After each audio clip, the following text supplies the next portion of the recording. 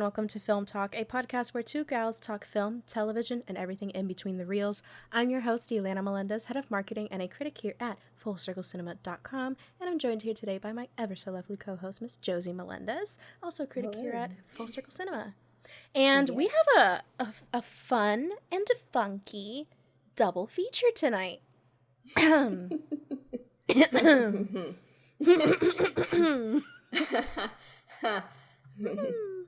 Yeah, we just thought, you know, there's a theme.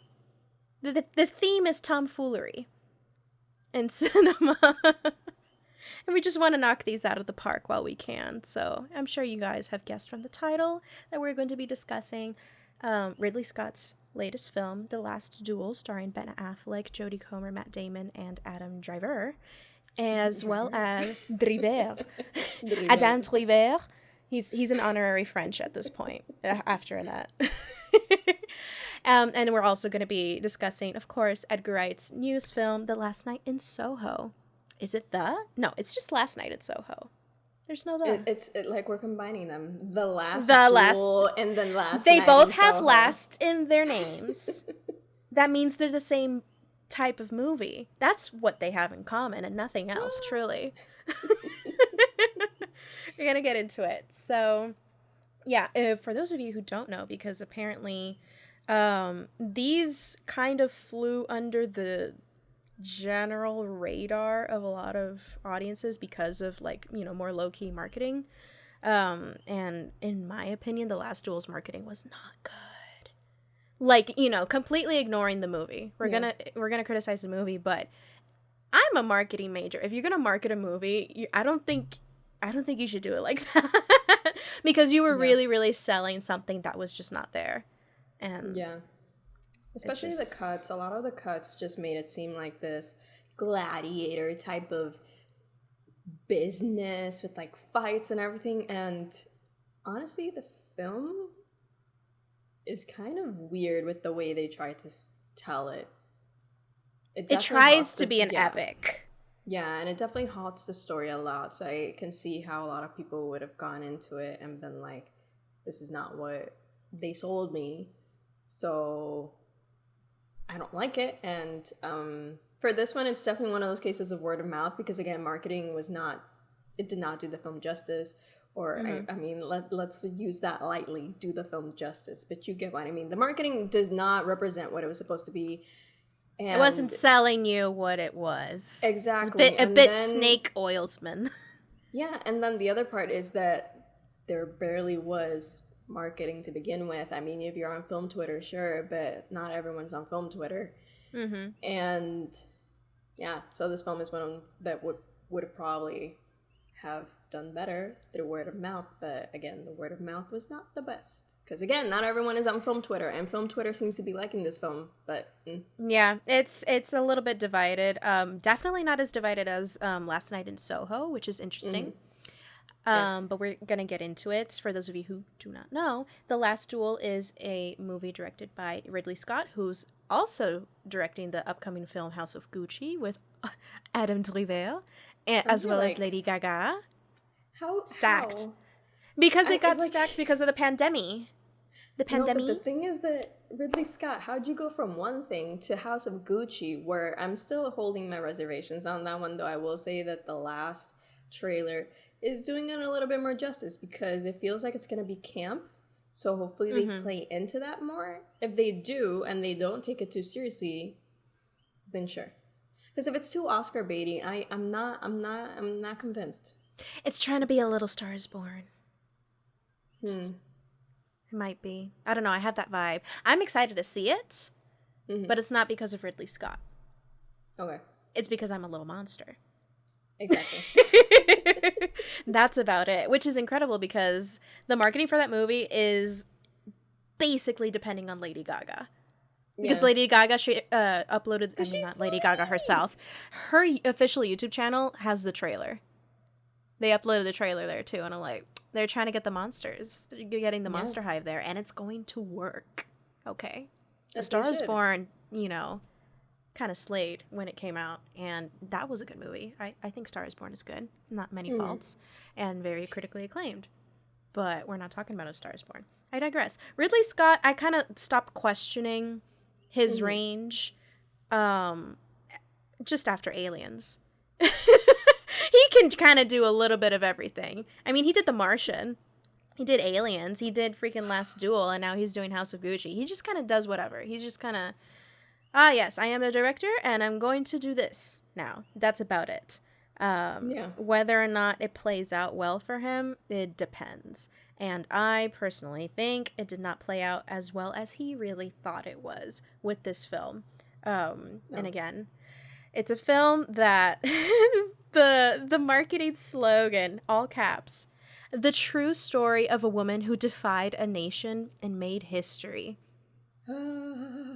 King Charles VI, I know Roman numerals, declares that knight Jean de Carouge settled his dispute with his squire by challenging him to a duel. That's it. That's the movie. Now, you would think that The Last Duel and, you know, marketing focusing on this grand medieval action epic of a duel in a film, even just starting out, they start the duel.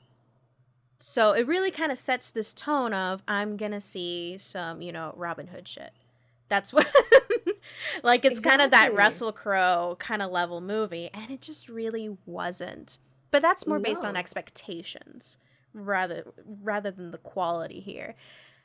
He tried to make a medieval epic, but it's just the production value. Cinema. Yeah, sure. It was expensive. But the same thing could be said about Story of My Wife. And if you've seen last episode, we all know how we felt about the Story of My Wife. As pretty as expensive as your production may be. My wife. The Story of My Wife. As pretty and expensive as your production may be, it doesn't mean you're going to make a good movie. Mm-hmm. Very unfortunate to have to say that. Because it still has to be said. But yeah, this just kind of... My Letterboxd review was, great production, wrong story. The story really weighed down what he was trying to do, and just, it felt icky. It felt very, very icky Vicky. Yeah, I just don't have much to say about this film because it just met my expectations in terms of this was definitely a film. Like, for the majority of it, I was like, who is this for? Mm-hmm. And at the end of the day, it is mostly a film that is being quoted as a Me Too film. And it's like, no, this is more of, it feels like a PSA for men to basically what not to do. This is what you should not do. You should respect women. It's like a film to teach men. It's how to respect women for dummies. Yeah. Exactly.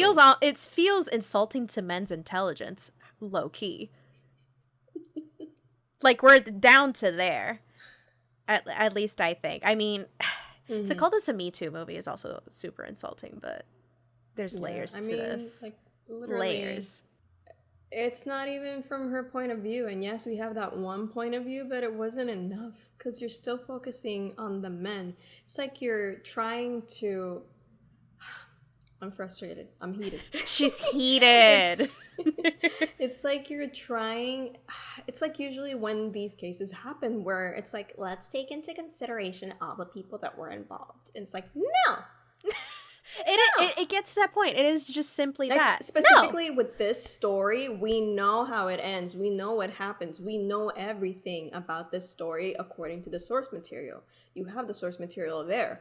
Honor the point of view that you're supposedly trying to honor in the first place instead of trying to focus on the other two. Which really didn't do much of anything to contribute to the story at all. No, because a lot of people were saying that you could see differences between what she saw and what the other people saw. And I think the only one that was very prominent was the differences between how she saw her husband versus how his husband saw himself. That was the only thing that I'll tell you, like, yeah, okay, I see the differences. And that was interesting to see. But overall, it does not contribute to the story in general. Like the main plot point, it does not contribute to that. So why are we seeing this event take place twice from two different point of views? And still, in the female point of view, you still focus on the assaulter. So it's an issue. It is honestly an issue. Like, it's one of those things where the victim is still the woman here in this case. Marguerite's point of view was the entire point of the story, and it just felt like an afterthought. Yeah, I understand they were trying to make it like a gut punchy, drive the point home scene, but all you did was just trigger a lot of people. And it just really didn't lend itself to the story. Yeah, because sure, you're focusing on her face and you're not on her body, but that is, if that's what they think the female gaze is, watch more movies. Watch more grass. Touch some grass. Watch more movies outside. Watch some movies on grass. Honestly. But you have a really, really good point there. And that also, like, we'll get into that with Soho, because it's trying to make the female gaze a little bit gimmicky. It's trying to understand the female gaze. It's trying to replicate it, mimic it. And it just doesn't really translate. Some do better than others, which we'll also get into with Soho. But it's just not going to translate, because the female gaze goes a lot further than just not showing a naked body. You feel me? Because you're still showing the event. You're focusing on her suffering. Yes, exactly. Regardless of not showing the actual body during her point of view, you're still showing the suffering. You're still showing the event. You're still making us go through it for a second time. That is triggering as heck. And again, saw this for the purpose of this episode, and y'all better be grateful. Yeah. Okay. So, I mean, performances were okay. Of course, I'm gonna have to say that the standout was Jodie Comer. But that being said, she really didn't have that much to work with. She was just there, which is really unfortunate, because she's a phenomenal actress. For those of you who have seen Killing Eve, I mean, she's great. She knows how to do a really, really, really outstanding performance, and how to give that. And she's there. She is an acteur. But this felt like such a wasted opportunity, because this is Oscar bait. This movie is Oscar bait all around, and they try to kind of frame this as Oscar bait for her first Oscar nomination, and she's a very young actress. She's like 2 or 3 years older than us, and she's already at this level, but it just didn't give that. Whether or not she receives a nomination, I don't know. I doubt it, but we're also not like a predictions channel. So to speak, but it just wasn't giving. It wasn't serving. What I would like to know is what movie people were watching where Ben Affleck gave an Oscar-worthy performance, because I did not see that movie. That was not on my ticket. What? I have seen people praise Ben Affleck, and I'm like, for what? I don't know. He's looking like a Fortnite character. I don't know what he did. Adam Driver was even better in Annette. Baby Annette. Baby Annette. Baby Annette. So this whole Oscar bait was honestly just kind of frivolous and fruitless. And that's my take on The Last Duel. Do better. Yeah, so hopping into another film that succeeded only by the bare minimum. Like, it's a little bit better just by this. By this smidge. The little emoji on your phone that's like... The bar's very low, and it just barely passed. Yeah. But it did. And I liked it, but it's literally... I'm going to sound like a parrot. It's the same thing that everyone's been saying. The first half is good. I was like, is this going to be my new favorite movie of the year? This is great. I like the vibes. There were some good shots. Edgar Wright did some of my favorite things when it comes to like setting up the camera. Like that one scene where she's dancing in her room and then behind her is Audrey Hepburn doing the same pose that she's doing. And I'm like, that's cinema. That is art. But then it just Audrey Hepburn. Yeah. Oh, in the first movie, in the first scene, right. I I had already forgotten about that. So much happened in that movie that first scene just wiped from my memory until just now. It's such a good scene, though. It is a good scene. Yeah. It is a very good scene. The rest of the movie just felt very distracting. Like, there was such a good idea, and I'm going to say this, and I know it didn't age well at all. I liked Baby Driver when it came out. Okay? Let's leave it at that. Everyone did. Baby Driver was a crowd pleaser. When I taught screenwriting, I was a TA, by the way. We couldn't tell from your vibe or an aesthetic. I was a TA. I am a cool teacher's assistant. She is a cool teacher. But the professor that I was assisting would play the opening scene. Because regardless of like how poorly that film aged, everyone and your mother is going to be like, this is a good way to set up a film. Blah, blah, blah. So Edgar Wright, like from there on, you're like, okay, he knows what he's doing. He can be trusted. But here you're like, what happened? We girl boss too close to the sun, my friend. We girl boss too close to the sun. He really did, though. He really said, I'm going to try and gaslight, gatekeep, and girl boss for the girls. And the girls were like, nice try. And keep your gatekeeping, keep your gaslighting. And keep your girl bossing. And again, I think Edgar Wright is a decent director. He's a good director. This isn't, in any way trying to trash him. It was well directed. It's well directed. It's just not, and I know that he has the story got lost. It really did, and I know that he collaborated with a woman on the script, but his name is also the first one in the screenplay credit. So I'm under the impression, according to these credits, that this is still very much an Edgar Wright film. But it's also important to recognize that it's very interesting how it's being brought up, the fact that women collaborated in these films when the films are being criticized. And they're still directed by men. Interesting. The stories are still directed by men. The project is still that man's project. Yes, there was a quote-unquote effort to bring a woman in for their perspective, but a lot of times these things get muddled. Not every woman is going to be have the most feminist point of view, because not all women are going to be in solidarity with victims of assault. Also, one woman shouldn't represent the entirety of female dogs. It actually makes it even more critical from women criticizing a movie where a woman was involved in the story, because it's like, well, this story doesn't feel up to par. Yes, I understand that Edgar Wright did try to replicate the female gaze, and there was a valiant effort. I will give him that. Like, visually, yes. Much better than The Last Duel, visually.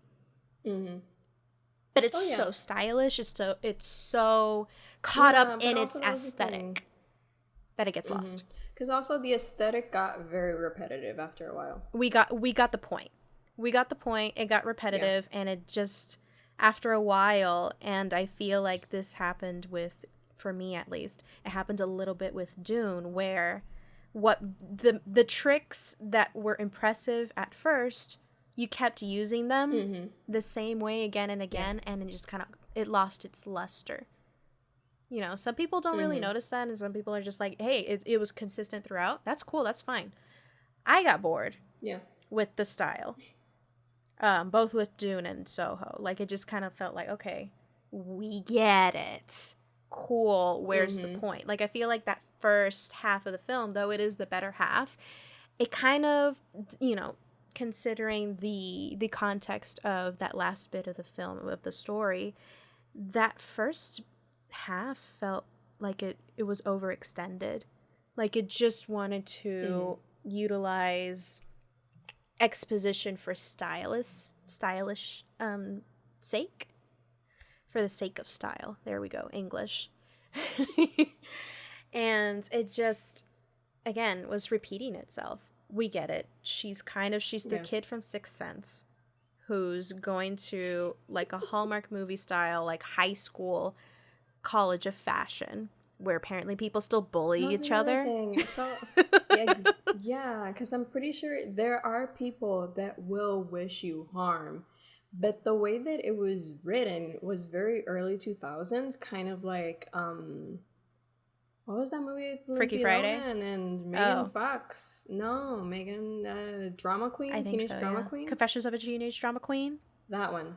Confessions of a Teenage Drama Queen. It felt like that. Jocasta was Megan Fox. Megan Fox was Jocasta. This is what's happening. And it's like, we don't need that anymore. People express meanness differently nowadays. And it would have been interesting to tackle that differently. Because it felt too cartoonish. And also, slight spoiler, but not going to give anything away. This person's life was threatened and nothing happened. They're very... in the grand scheme of things in this story, the stakes are really low. The stakes are so low.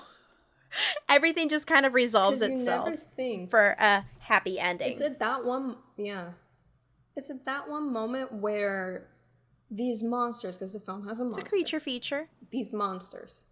It's a creature feature. These monsters are actually able to transcend the dream realm. And that's where you think like, oh, things are about to get serious. And they really don't. So you're like, then what is the point? Mm-hmm. Because I'm waiting for repercussions. I'm waiting for the stakes to go higher and higher. And yeah, again, it started off super scary, but because of the lack of repercussions, why am I going to keep being scared of these monsters that can't actually really hurt me? Like, for example, with A Quiet Place, some of the things you could see from a mile away, the second one. A Quiet Place Part 2. A lot of the repercussions and the consequences you can see from a mile away, but that's because they're set up. And that makes it worse, because you're already anticipating that it's going to happen, and when that happens, you're like, damn, these people are screwed. And then you're like, how are they going to get out of this one? That's what I wanted to see more with Last Night in Soho. I'm like, how is she going to get out of this one? And then, like, the big climactic moment and the plot twist, you could see that one coming. And it was mostly, again, because of the context clues and everything, because if you pay attention to the details, you will catch up and you'll be one step ahead. So that's not necessarily a fault of the movie. That is how it should be. That should be good writing. But again, no repercussions. It just felt weird and very out of character, especially when you have this one specific character being like, I have been putting the effort to protect you this entire time. So it was weird. And it just, it felt like a plot twist for the sake of a plot twist that didn't really have any real substance to it, which is so strange. It was set up, it was revealed, and then nothing really happened because of it. We didn't get any repercussions, like you said. The stakes continued to be relatively low. And I don't know. It just felt like it felt like a safe horror flick, which is weird.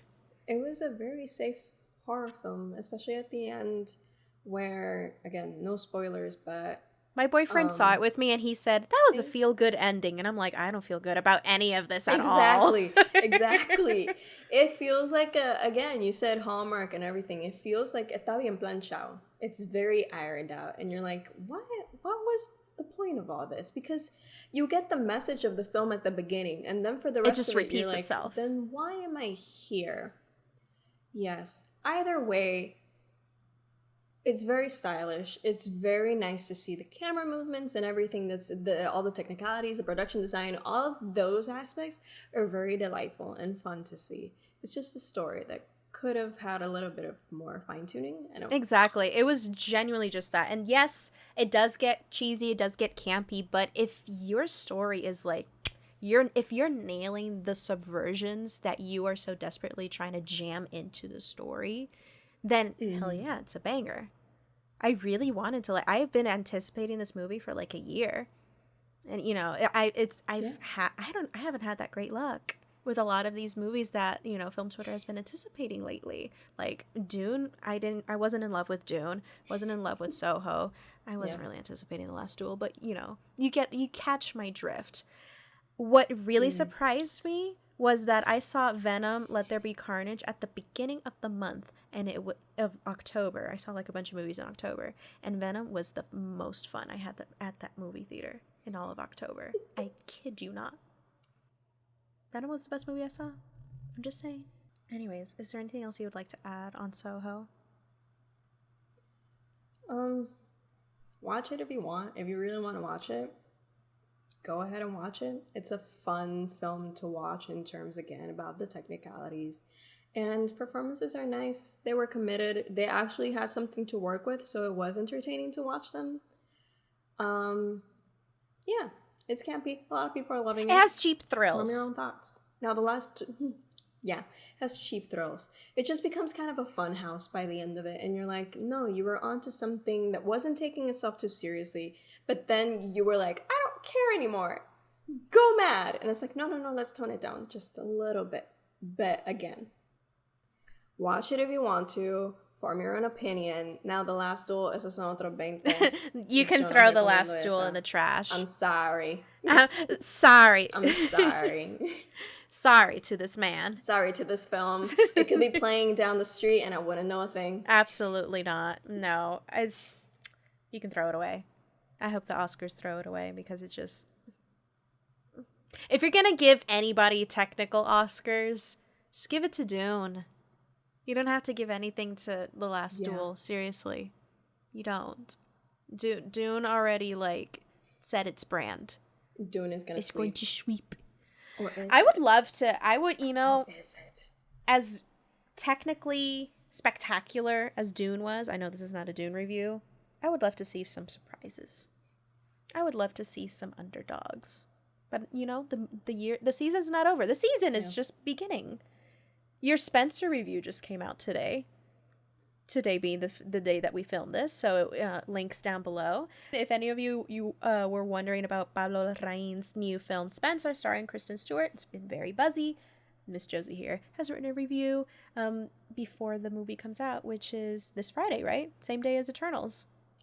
Oui. Si, oui. Yeah. Anyways. Yeah. We're losing it. It's a late night recording. We haven't filmed in a month. Yes, we're just trying to make this experience fun because The Last Duel was hard to get through. Not gonna lie, in all seriousness, it was definitely hard to get through. So I hope that anyone that's able to get something from this, I really hope you were able to get something from this because for me, it was very hard to get through. Yeah. And I'm gonna keep repeating it because I know I'm not the only one. And Last Night in Soho was a lot more tolerable to watch because, again, it's that attempt at the female gaze, but Edgar Wright got it a little bit better last night. For sure. The Last Duel. Edgar Wright didn't focus on the female protagonist suffering in the same way that The Last Duel did. Yeah. But it also didn't really, again, stakes were super low, and I feel like the message was kind of everybody's a villain. Yeah, and just and with this we can close. Just the aspect that a lot of people are like, but those were the medieval times, blah, blah, blah. They're already being progressive enough with the film. And it's the reason we tell stories about the past is to reflect on the present. Mm-hmm. And nothing has really changed when you look at the grand scheme of things. If you take The Last Duel and you change it to present day, it's the exact same thing that we keep seeing day in and day out. So... it's contributing nothing to the conversation. Exactly. Not productive. It's just this, nothing changes. So. And I would like to close on my end, comparing Last Night in Soho, comparing it to Promising Young Woman, deeply disturbing, deeply disrespectful, kind of insulting. Just saying. Don't like that at all. Oh, it's Joker mixed with Promising Young Woman. Ew. Is it crack? Oh, no. Is it crack that you smoke? Thank you and good night. Where can they find you, Josie Melendez? You can find me at the Josie Marie on Twitter and Letterboxd. You can find Film Posers at Film Posers on Twitter, Instagram, YouTube, and Facebook. And you can find my reviews on fullcirclecinema.com. And you can find me at Captain Melendez on Twitter, Instagram, and Letterboxd. And you can absolutely subscribe to Full Circle Cinema here on YouTube and follow us on Twitter and Instagram and Facebook at Full Circle Cinema. Links will be down below, all the other reviews down below. There's also a Last Duel review by one of our critics, by Katie, linked also down below. And what else? Click the notification bell. We have some lovely reviews coming up this week. Hopefully this will be up this week. Our next episode is going to be a very highly anticipated cinema that we will be discussing that I'm sure a lot of us in the club tonight are nervous about. Which you can read my review on it. You can read my review. You can read the reviews. It's all linked down below. Give us some views. And where was it that I saw it? Support the written word. Support the written word. Hell yeah.